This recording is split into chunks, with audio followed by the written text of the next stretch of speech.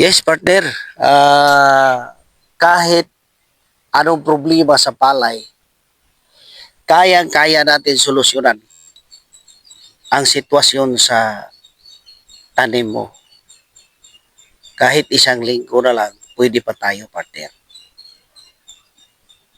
Mas challenging po, no? Pag problemado yung palay. Kasi yun talaga sa chemical, hindi na niya nagagawa ng paraan. Pero dito sa atin, kahit gaano ka problema pa yung palay mo, kaya natin solusyonan. Kahit ihabol pa natin ang mga product. Yes, partner. At saka hindi bago ni Ricky Brown yung mga challenge na yan. Yung 1 week na lang before anihin. Nakikita nyo dyan, naka-upload naman yan. Ang farmer talaga nagsalita na imposible na. Pero naging sulit pa yung ani niya. So dito, pag sinunod ang protocol ni Ricky Brown, 100% money back guarantee kayo, partner. Ating partner, interviewin si Ma'am Ruth Morales na kung saan siya yung may-ari nitong palayan na kung saan narito tayo ngayon, ay atin siyang pupuntahan para makuha na natin siya ng statement. Yes, partner, pupuntahan natin siya doon. So, pupunta tayo doon sa kanila. So, kuan tayo doon sa kanya sa palayan niya ngayon. No? Guys, yung ano po, yan yung kay Ma'am Ruth Morales. At narito naman tayo sa katapat. Ayan. So, ganyan yung kalagayan ng palay dito. Yung hindi naka-organic. Yan. Good morning, Ma'am Ruth. Morning, ma'am. Ayan, Morning talaga sa namang tanan. hawak-hawak Yan. Kamusta po kayo ngayon? Okay ra, ma'am. Labi na kay naka-MI, ma'am. Kaning sana RL. Rot and lip akong gigamit sa akong humay, ma'am. Okay. Okay ni po ni ang DCA. Oo. Ako yung gisunod sa protocol ni Sir Ricky Brown, ma'am. Oo.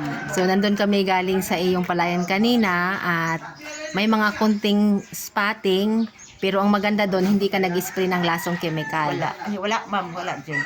Ang ini-spray mo lang purely Purely organic sa Victory Global.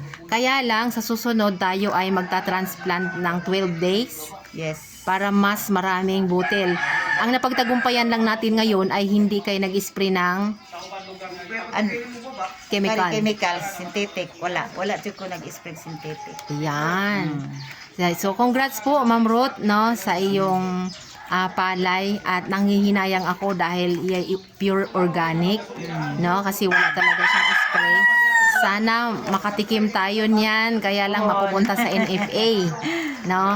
Oo, itong inbreed mo, yan ang ating ibebenta as bigas, hindi yung palay. Okay? So, ano pong masasabi ninyo dito sa paggamit ninyo sa organic at doon sa dati ninyong ginagamit na chemical? Ikaduha naman na akong gamit ron, ma'am. Unya, wa na jud ko. Okay ra magid kay ang organic, ma'am. Wa na jud ko ni balik sa synthetic. Kaya itong una, kuan ba ya, dako tong akong kuan kay sa nag-synthetic pa ko mga 114 ra ang 1.81 ya. Karon, itong miaging cropping nakakuha na ko og 160 sacks sa 1.81.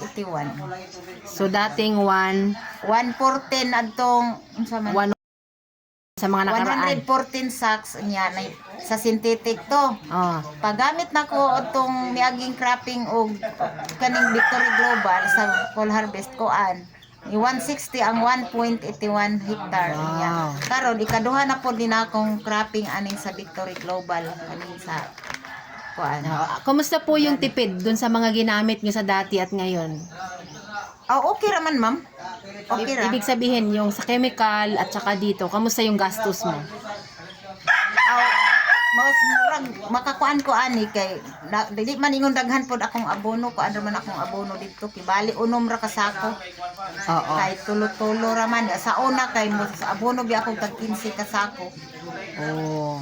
Tag 15. Pero yun sa 15, puno pa ng chemicals. Oh, So, sa ngayon, Ngayon, wala na. Katurang abono, unom, tulo-tulo. Kada karon nga abono, primero, tulo, sunod, tulo, unom. Kini na dayong kuan, MI o kini. so ang natipid mo po, bukod sa abono, nakatipid ka ng dati 15, tapos 6, nakatipid ka ng 9 na sako. Sako. Plus, hindi ka na gumamit ng mga lasong chemicals. Wala. Oo. Yun po yung mahal. Yung insecticide, pesticide. Kalaunan, pag problemado, nagka-fungus pag maulan. Oo. Oo. Pero ngayon, walang... Akong mga silingan nang problema sila sa ilaga kay sa luyon nahurot na galit na iyang kuan sa ilaga. Oh, niya dayon punggos sila si kuan o mayor. Nagmo silang punggos pero kaloy Ginoo sa ako wala man.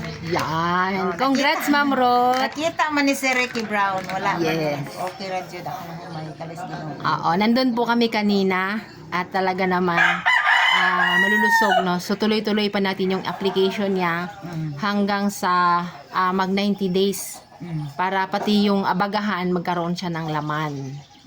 Opo. Thank you so much, Ma'am Ruth. At ito po ay Barangay May Gatasan. Barangay May Gatasan. Purok 5 May Gatasan. Bayugan Bayugan City.